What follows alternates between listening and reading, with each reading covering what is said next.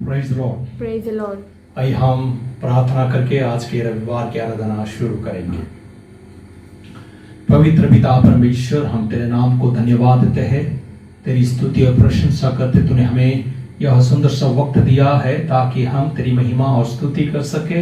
और एक रविवार के दिन इस लॉकडाउन के समय प्रभु इस प्रकार तेरे परमेश्वर आराधना प्रशंसा करने का जो अवसर दिया, मौका दिया, इसलिए मैं धन्यवाद देता हूँ। प्रभु होने देना, हर एक हम गीत गाएंगे, तेरे नाम की महिमा होगी।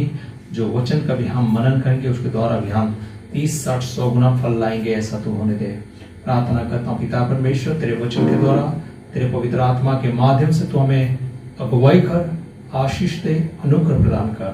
आगे का समय को प्रभु हम तेरे हाथ में रखते हैं, तू हमें सहायता कर, तू हमें आशीष दे। प्रत्येक जन जो यह वीडियो देख रहे हैं, प्रत्येक जन जो आज की आराधना में शामिल है, इन प्रत्येक को तू बहुतायत से आशीष दे, बरकत दे। यीशु मसीह के नाम से मांगता हूँ, सुन और ग्रहण कर, आमीन। हम परमेश्वर की महिमा और स्तुति करेंगे। एक कनाडा गीत गा के हम परमेश्वर की महिमा और प्रशंसा करेंगे।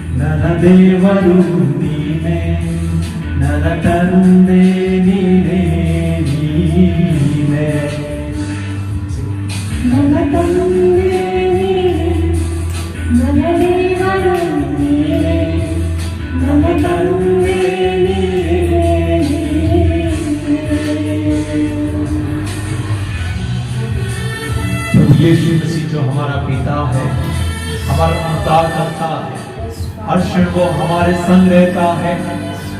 आइए हम उनकी महिमा और स्तुति करें, क्योंकि हर घड़ी वो हमारे साथ निभाने वाला परमेश्वर है। जो भी उस पर विश्वास रखते हैं वो कभी भी निराश नहीं होंगे, कभी भी हताश नहीं होंगे, क्योंकि वो अपने बच्चों को हमेशा संभालता है। ನನಗಾರು ಜಾರಿ ನಡೆದ ನನ್ನ ಜೀವದ ಪ್ರತಿಮಾನವು ಸರಿಪಡಿಸುವ ನನ್ನ ತಂದೆ. ನನಗಾರು ಜಾರಿ ನಡೆದ ನನ್ನ ಜೀವದ ಪ್ರತಿಮಾನವು ಸರಿಪಡಿಸುವ ನನ್ನ ತಂದೆ. ಹಗಲ ಸೂರ್ಯ ಬಾಧೆಯಾಗಲಿ, ರಾತ್ರಿ ಚಂದ್ರ ಬಾಧೆಯಾಗಲಿ, ತಗಲದಂತೆ ಕಾಯುವ ನಿನ್ ಪ್ರೇಮ. ಹಗಲ ಸೂರ್ಯ ಬಾಧೆಯಾಗಲಿ, ರಾತ್ರಿ ಚಂದ್ರ ಬಾಧೆಯಾಗಲಿ, ತಗಲದಂತೆ ಕಾಯುವ ನಿನ್ ಪ್ರೇಮ. యేసయ్యా యేసయ్యಾ యేసయ్యా యేసయ్యా యేసయ్యా యేసయ్యా యేసయ్యా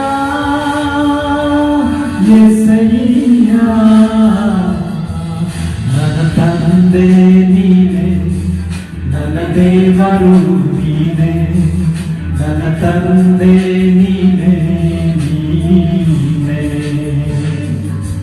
ನನ್ನ ತಂದೆ ನೀನೇ ನನ್ನ ದೇವರು ನೀನೇ ನನ್ನ ತಂದೆ ನೀನೇ ನೀನೇ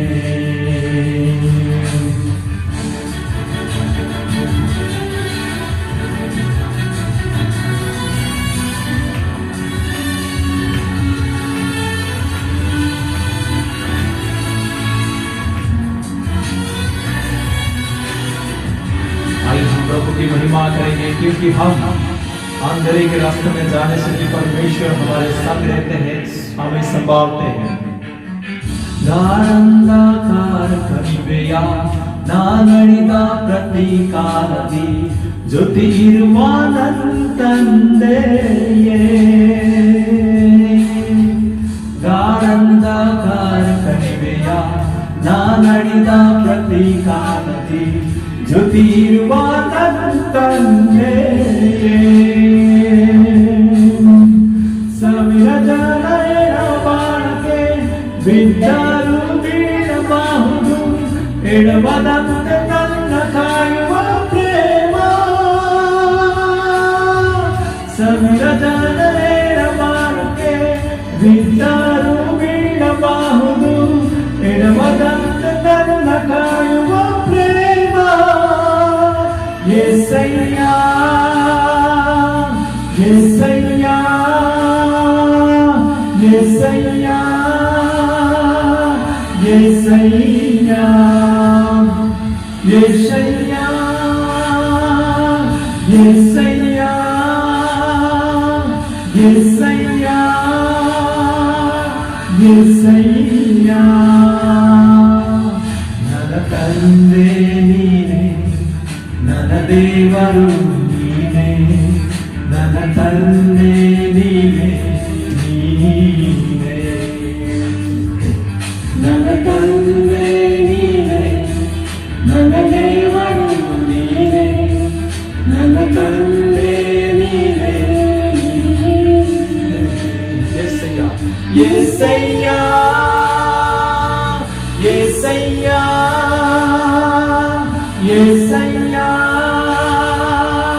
యేసయ్య యేసయ్య యేసయ్య యేసయ్య యేసయ్య आइए हम प्रभु की महिमा और स्तुति करें। हालेलुया। हालेलुया। प्रभु यीशु मसीह हमारे परमेश्वर है, वो हमारा पिता है और हर क्षण वो हमारे संग रहकर हमें संभालते। प्रभु आप लोगों को होता है ऐसे आशीष दे। हम प्रार्थना में रहकर परमेश्वर की स्तुति और प्रशंसा करेंगे और पास्टर हमारे मध्य में प्रार्थना में अगुवाई करेंगे। आइए इस वक्त हम अपने सरों को झुकाएंगे और हम अपने परमेश्वर पिता से प्रार्थना करेंगे। Hallelujah hallelujah hallelujah. स्वर्ग में विराजमान पिता परमेश्वर, पिता आपके नाम को धन्यवाद करते हैं। आज का ये सुंदर सा दिन पिता जो आपने हमें दिया है हमारे जीवन में आपकी स्तुति करने के लिए, आपकी महिमा करने के लिए पिता परमेश्वर हम आपके नाम को कोटि कोटि धन्यवाद करते हैं। हाँ पिता परमेश्वर, आपने हमें पूरे हफ्ते संभाले रखा और इस पवित्र दिन में, सप्ताह के पहले दिन में पिता परमेश्वर आपने हमें प्रवेश करने दिया। इसके लिए हम आपके नाम को धन्यवाद करते हैं पिता।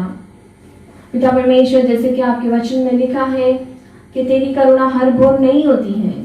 हाँ पिता परमेश्वर, उसी आपकी करुणा के लिए, आपकी दया के लिए, आपके अनुग्रह के लिए पिता परमेश्वर आप हम हर एक को आपकी आशीषों से भरपूरी कीजिए। फिर एक बार पिता आप हम हर एक को नई रोशनी दिखाइए, नई आशा दिखाइए और पिता परमेश्वर आपकी नई आशीषों से आप हम हर एक को भरपूरी कीजिए। पिता परमेश्वर, हमारी दोहैया हम आपके चरणों के पास लाकर आते हैं पिता। और पिता परमेश्वर, जैसे कि वचनकार कहता है कि मैं परमेश्वर को पुकारता रहा और उसने मेरी ओर झुक के मेरी दुहाई सुन ली। जी पिता परमेश्वर, ऐसे ही पिता आप हमारी दुहाइयों को सुनिए। पिता परमेश्वर, जो भी प्रार्थना विनती हम आपके सनिधि में रखेंगे पिता परमेश्वर, उसको आपके समय में आपकी इच्छा के अनुसार उसका उत्तर देने के लिए हम आपसे प्रार्थना करते हैं। पिता परमेश्वर, हम सभी जन क्या है, हम केवल मिट्टी है पिता। और पिता परमेश्वर, हमारे पास वो कोई बल नहीं, कोई सामर्थ्य नहीं, केवल पिता परमेश्वर आपकी करुणा हमारे पास है, आपकी दया हमारे पास है। और हम यही आपसे प्रार्थना करते हैं कि आपकी दया, आपकी करुणा का अनुभव हमें दिन ब दिन होते रहने दीजिए पिता। पिता परमेश्वर, आपकी दया, आपकी करुणा हम सभी के ऊपर आप उंडेलते लीजिए। पिता परमेश्वर, इस वक्त हम प्रार्थना करते हैं हमारी यादवनगर कलीसिया के हर एक के लिए पिता। पिता परमेश्वर, यादवनगर कलीसिया के हर एक को आप नाम लेकर आशीष प्रदान कीजिए पिता।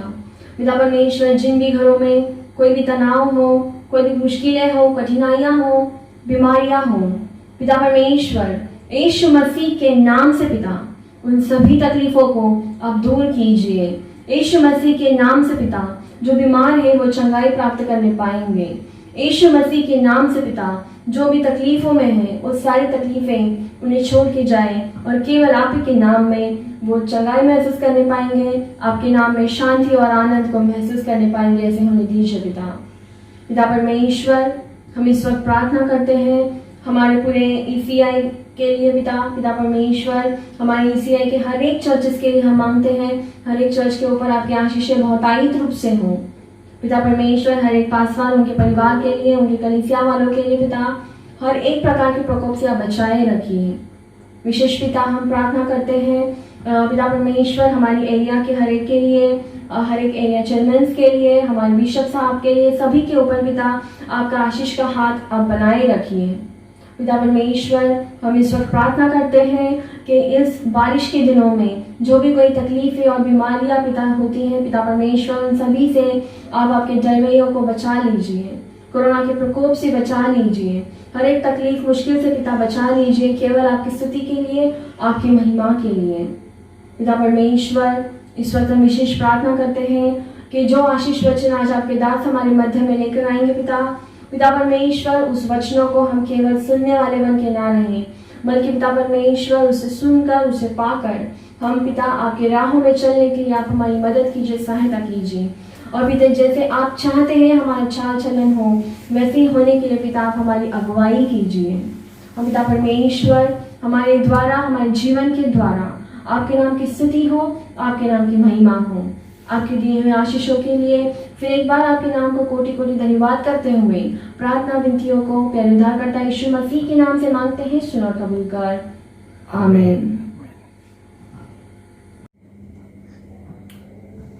हालेलुया। हालेलुया। आइए परमेश्वर के वचन के ऊपर मनन करेंगे। प्रभु का वचन जो वचन संहिता 115, वचन संहिता 115 हमें क्या सिखाता है, उससे पहले हम उसे पाठ करेंगे। मैं विनती करता हूँ पास्टर हमारे मध्य में पाठ करेगी। और वचन संहिता 115 1 और 2 दूसरे वचन तक। वचन संहिता 115 वचन 1 और वचन 2। हे यहोवा, हमारी नहीं वरन अपने ही नाम की महिमा अपनी करुणा और सच्चाई के निमित्त कर। जाति जाति के लोग क्यों कहने पाए, इनका परमेश्वर कहाँ रहा। यहाँ पर हम देखते हैं वचन संहिता जो 115 ये परमेश्वर और अन्य देवताओं के बारे में लिखा गया है, या इस्राएल का परमेश्वर कौन है और जो दुनिया के लोग जिसका पूजा करते हैं वो कौन है, इन दोनों के मध्य में तुलना किया गया है। ये तुलना क्यों है? आज हम जगह जगह पर देखते हैं कि किस प्रकार लोग खुश है और जय जयकार करते घूम रहे हैं, पर परमेश्वर का वचन हमें क्या कहता है? वचन संहिता 115 कि सच्चा परमेश्वर और अन्य देवताओं के मध्य में फर्क क्या है यहां पर कहा गया है। और जो चैलेंज है कि जिनके पास भगवान है वे लोग कह रहे हैं कि देखो हमारे भगवान तो हमारे घर में है, हमारा भगवान तो हमारे मंडप में है, पर तुम्हारा भगवान किधर है, तुम्हारा परमेश्वर किधर है? हम अपने परमेश्वर को, हमारे भगवान को देख सकते हैं, हमने उसे मंडप में ला के बिठाया है, पर तुम लोगों का भगवान किधर है? ये अन्य जाति लोग पूछ रहे हैं। दूसरा वचन में क्या लिखा गया है? जाति जाति के लोग क्यों कहने पाए उनका परमेश्वर कहाँ है। कहाँ रहा? उनका परमेश्वर यानी कि इस्राएल का परमेश्वर कहाँ रहा? और ये अन्य जाति लोग पूछने लगते हैं। कई बार हमने लोगों के साथ जब डिस्कस करते हैं तो कहते हैं कि हमें एक ऑब्जेक्ट का जरूरत है प्रभु की आराधना करने के लिए, भगवान का उपासना करने के लिए, इसलिए हम मूर्ति बना के उसका आराधना करते हैं। परंतु क्रिश्चियन लोग, तुम लोग का भगवान किधर है? प्रभु का वचन हमें साफ साफ लिखा गया है कि 10 आज्ञा में भी कहा गया है कि तुम परमेश्वर के प्रतिरूप करके कोई भी चीज बनाने का नहीं, कोई भी मूर्ति नहीं बनाने का, ना रेंगने वाले जीव जंतु का या चौपाई का या कोई भी एक मूर्ति बना के उसका पूजा नहीं करने का। परमेश्वर ने साफ साफ इनकार किया है कि मूर्ति पूजा ना करें। और ये इस स्थान पे वो लोग कहते हैं कि हम अपने भगवान को मंडप में बिठाया है, पर तुम्हारा भगवान कहाँ है? जवाब में क्या कहता है? आइए हम देखते, भजनकार उन्हें जवाब देता है। 3रा वचन, हमारा परमेश्वर तो स्वर्ग में है, हाँ, उसने जो चाहा वही किया है। हमारा परमेश्वर कहाँ पर है? स्वर्ग में। स्वर्ग में है, और उसने जो चाहा वही उसने किया है। हालेलुया। हालेलुया। यहाँ पर उसने जवाब देते हुए कहता है कि तुम लोग कहते हो कि हमारा भगवान इधर बैठा है, हमारा भगवान मंडप में बैठा है, हमारा भगवान मंदिर में है, और तुम्हारा भगवान कहाँ है? और उसने जवाब देकर कहता है कि हमारा जो परमेश्वर भगवान है वो कहाँ है? स्वर्ग में। स्वर्ग में है। जो स्वर्ग है परमेश्वर का सिंहासन है, परमेश्वर का जो निवास स्थान वो स्वर्ग में है। पर पृथ्वी उसने किसको दिया है?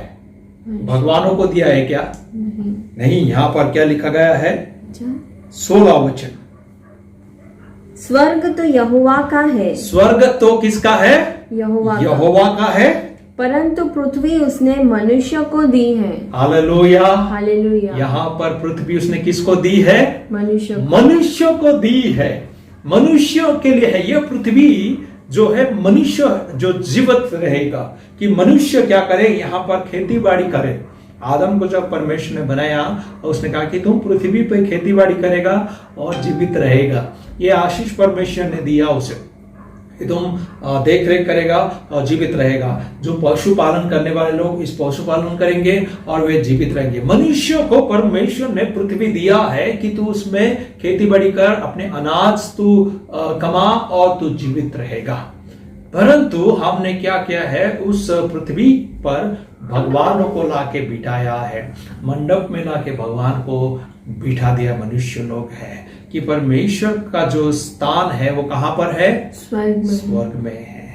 इवन स्वर्ग में भी उसे समा नहीं सकता क्योंकि इतना महान ईश्वर है।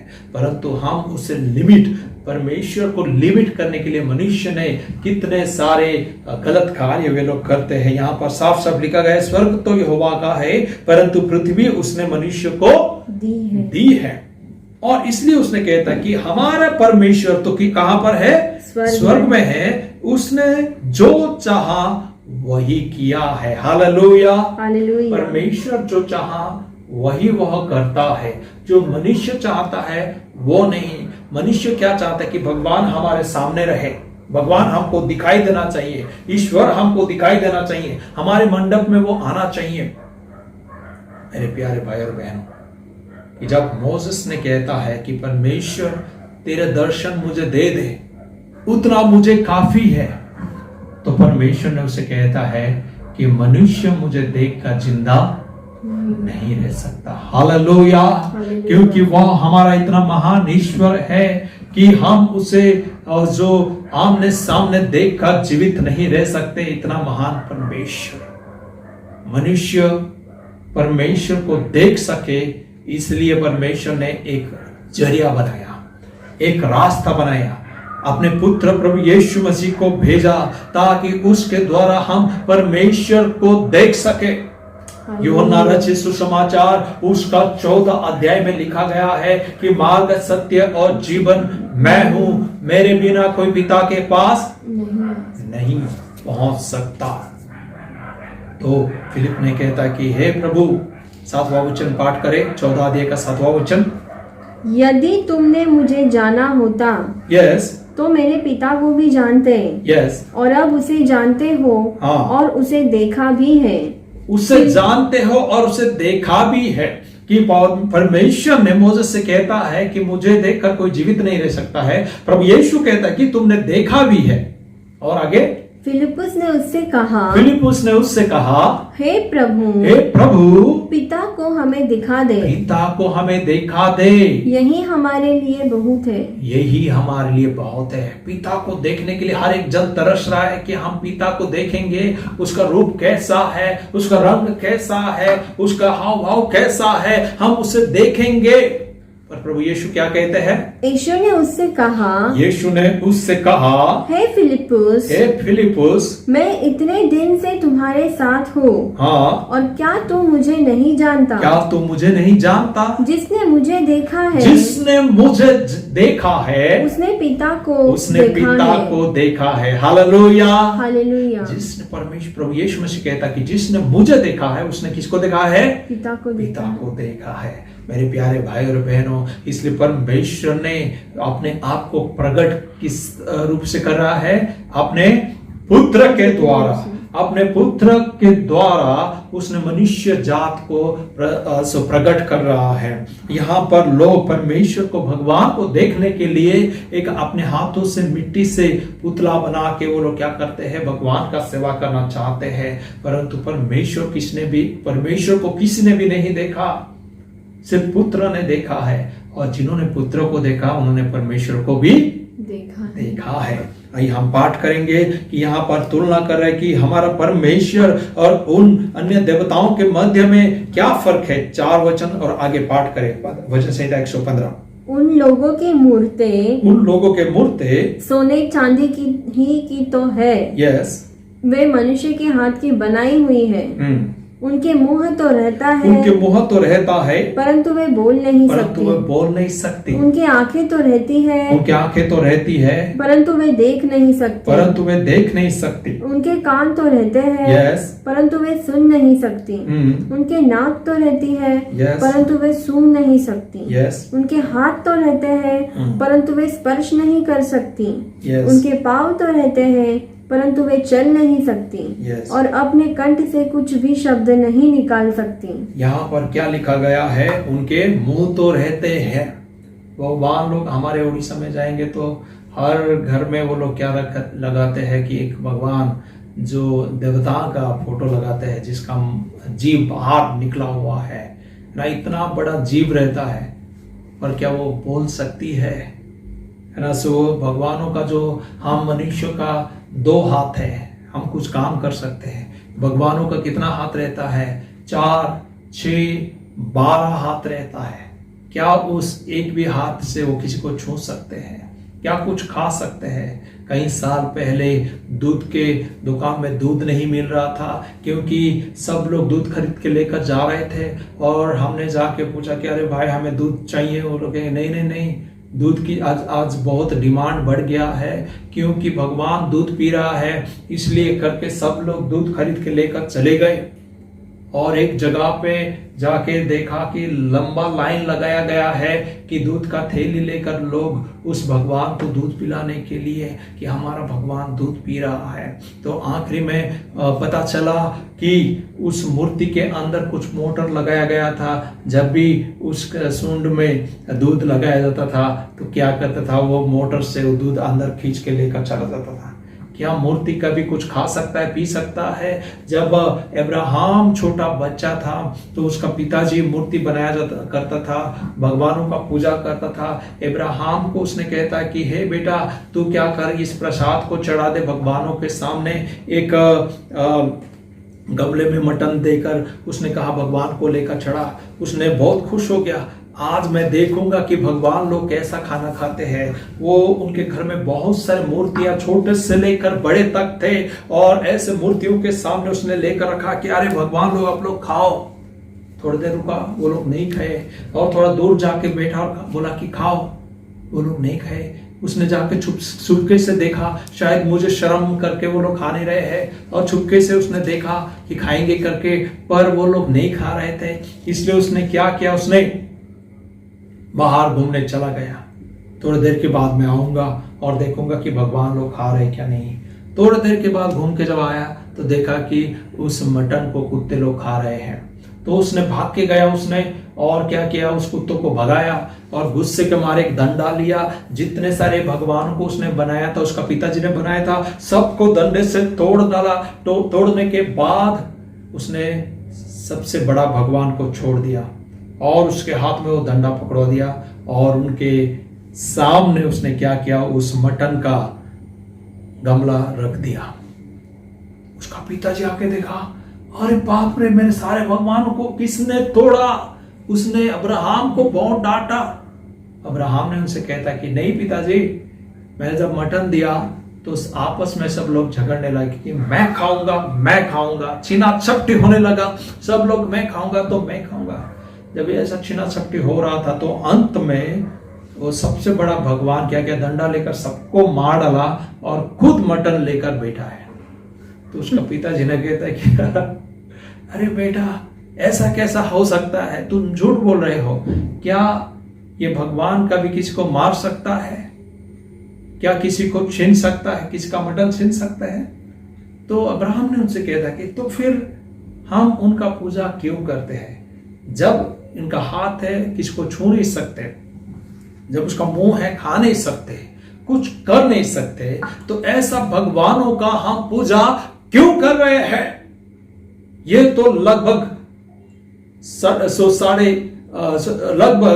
4000 साल पहले ये घटना घटा है और 4000 साल पहले का एक बच्चा को ये बुद्धि था कि जिसके पास प्राण नहीं है, जो छू नहीं सकता, चल नहीं सकता, बोल नहीं सकता, ऐसा कोई व्यक्ति, अगर ऐसा कोई मूर्ति है तो वो भगवान नहीं है। 4000 साल पहले का बच्चा को पता चल गया था। परंतु आज ये 21st सेंचुरी में भी लोग अंधे बनकर उनका सेवा कर रहे हैं, उनका पूजा कर रहे हैं। कितना दुख की बात है। परमेश्वर का वचन कहता है उनके मुंह तो है परंतु वे बोल नहीं सकते, उनके आंखें तो है देख नहीं सकते, उनके पांव तो है वे लोग चल नहीं सकते। और 8वां वचन में लिखा है कि जैसा वे है वैसे ही उनके बनाने वाले हैं। यानी कि उसका मतलब क्या है? उनके आंखें हैं परंतु वे देख नहीं सकते। मनुष्य आज वैसे ही है, हमारे आंखें हैं परंतु हम देख नहीं पा रहे हैं कि जो मूर्ति है चल फिर नहीं सकते हैं, वो हमें आशीष नहीं दे सकते। और उन पर सब भरोसा रखने वाले भी वैसा ही होंगे। इसलिए उसने आगे कहता है 9 वचन से लेकर 13 वचन तक कि किसके ऊपर भरोसा रखना है। मूर्ति के ऊपर भरोसा रखने वाले वैसे ही हो जाएंगे। इसलिए तुम्हें किस पर भरोसा रखना है? यहोवा पर। हे इस्राएल, यहोवा पर भरोसा रख, तेरा सहायक और ढाल वही है। हे हारून के घराने, यहोवा पर भरोसा रख, तेरा सहायक और तेरा ढाल वही है। हे यहोवा के डरवे हो, यहोवा पर भरोसा रखो, तुम्हारा सहायक और ढाल वही है। यहोवा ने हमको स्मरण किया है, वह आशीष देगा। वह इस्राएल के घराने को आशीष देगा, वह हारून के घराने को आशीष देगा। क्या छोटे क्या बड़े, जितने यहोवा के डरवे है वह उन्हें आशीष देगा। हालेलुया। उनके हाथ है परंतु वे लोग छू नहीं सकते, परंतु हमारे परमेश्वर हमें क्या देगा? आशीष देगा। और सिर्फ हारून को नहीं, सिर्फ इस्राएल को नहीं, परंतु जितने छोटे बड़े उतना ही नहीं, बल्कि हर एक जन जो यहोवा का भय मानते हैं, डरवे है, वह उन्हें आशीष देगा। आइए हम 14 से लेकर 18 वचन तक पाठ करेंगे और समाप्त करेंगे। यहोवा तुमको और तुम्हारे लड़कों को भी अधिक बढ़ाता जाए। यहोवा जो आकाश और पृथ्वी का करता है, उसकी ओर से तुम आशीष पाए हो। स्वर्ग तो यहोवा का है परंतु पृथ्वी उसने यहोवा को मनुष्य को दी है। मृतक जितने चुपचाप पड़े हैं वे तो यहाँ की स्तुति नहीं कर सकते। और एक बात है, हम देखते हैं यहाँ पर कि हमें परमेश्वर की स्तुति करना है। हमने एक ड्रामा बनाया था कई साल पहले कि हर एक जन प्रभु का स्तुति करते हैं। हर एक जन प्रभु का स्तुति करते हैं।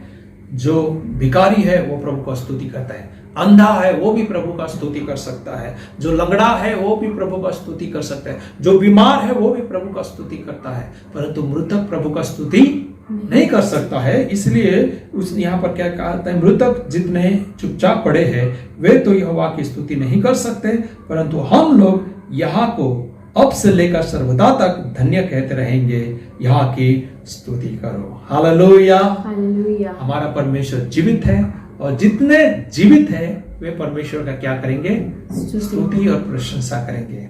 हम जीवित परमेश्वर का स्तुति करें, आराधना करें। जो 2-4 हजार साल पहले एक बच्चा जान लिया था कि परमेश्वर जीवित है, उसी का मैं स्तुति करूंगा।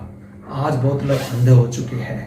हमें वैसा नहीं बनना है, हमें परमेश्वर का स्तुति करना है। प्रभु इस वचन के माध्यम से हम सभी को बहुत ऐसे आशीष दे।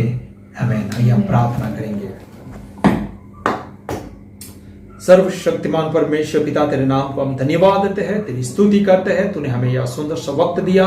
इस वक्त मैं प्रार्थना करता हूँ हर एक जन जो यह वचन को सुने, सहायता कर, ताकि प्रभु जी हम मूर्तियों के पीछे ना जाके तेरे वचनों का पीछे जाए। तू जो जीवित परमेश्वर तेरी है हम आराधना करें। हम प्रत्येक को बहुत ऐसे आशीष दे। हर एक जन जो यह वीडियो देख रहे हैं उनके संग रहकर बरकत देना, अनुग्रह प्रदान करना। तेरी कृपा दृष्टि हम पर बनाए रख। हमारे परिवार को, हमारे कलीसिया को, हमारे हर एक प्रार्थना प्रेयर पार्टनर्स को तेरे हाथ में रखते हैं। हर एक को तू बरकत दे। विशेष मैं प्रार्थना करता हूँ भाई चार्ल्स के लिए प्रभु जी, जो चार्ल्स ब्रदर ने जो एक नया निर्णय लिया है, उन्होंने अपने कंपनी को छोड़ के प्रभु जी अपने परमेश्वर क्लास और टेनिस क्लास खोलना चाहते हैं।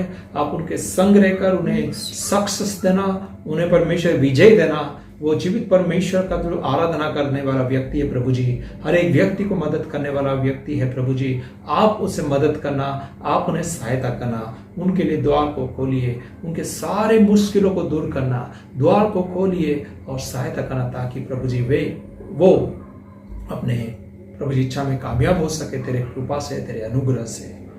हमारे कलीसिया का हर एक जन को तू आशीष दे, परिवार का हर एक सदस्य को तू बरकत दे। यीशु प्रभु के नाम से मांगता हूँ, सुन और ग्रहण कर। आमीन। आइए हम प्रभु की प्रार्थना एक संग कहेंगे। हे हमारे पिता, तू जो स्वर्ग में है, तेरा नाम पवित्र माना जाए, तेरा राज्य आए, तेरी इच्छा जैसे स्वर्ग में पूरी होती है वैसे ही पृथ्वी पर भी हो। हमारे दिन भर की रोटी आज हमें दे। जिस प्रकार हमने अपने अपराधियों को क्षमा किया है, वैसे ही तू भी हमारे अपराधों को क्षमा कर, और हमें परीक्षा में डालना बल्कि बुराई से बचा, क्योंकि राज्य का महिमा सदा तेरी है। आमीन। आइए हम प्रभु की आशीष ग्रहण करेंगे। अब हमारे पिता परमेश्वर के अनुग्रह, प्रभु यीशु मसीह का शांति, पवित्र आत्मा का संगति हम प्रत्येक के संग आश्रय का सदा कल तक बने रहे। आमीन। हे मेरे मन यहोवा को धन्य कहे, जो कुछ मुझ में उनके पवित्र नाम को धन्य कहे। हे मेरे मन यहोवा को धन्य कहे और उसके किसी उपकार को ना भूलना। Praise the Lord. परमेश्वर आप लोग को आशीष दे, बरकत दे। सुरक्षित रहिए, आशीषित रहिए। हमारे परिवार के लिए, मेरे पापा के लिए और विशेष करके भाई चार्ल्स के लिए लगातार प्रार्थना करें। वो अपनी कंपनी छोड़ चुके हैं और उन्हें अच्छा बिजनेस मिले और उस यूएई में रहने के लिए उन्हें इजाज़त दिया जाए और उनका कंपनी बने। इसलिए आप लगातार प्रार्थना करें। जब उनका कंपनी बनेगा, बिजनेस सक्सेस हो जाएगा, तभी हम उनसे मिल सकते हैं। लगातार उनके लिए प्रार्थना करें ताकि में भी